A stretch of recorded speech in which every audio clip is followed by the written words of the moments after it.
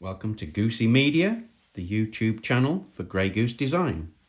Today is a product itemized feature, just to showcase a product. Today, we've got a new product, the ribbon controller cable.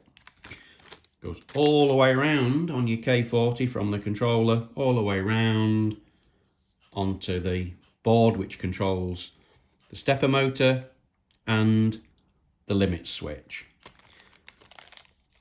Because they flex, they do break, and unfortunately if you have a pyrotechnic event, they do burn.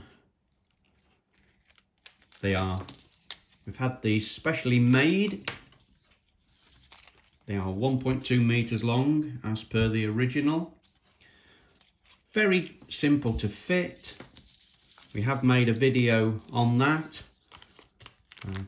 Demonstration purposes, I've got a mini gerbil 3, and basically it just slips in. Ooh, just slips in there, and the other end obviously follows all the way around the front to there.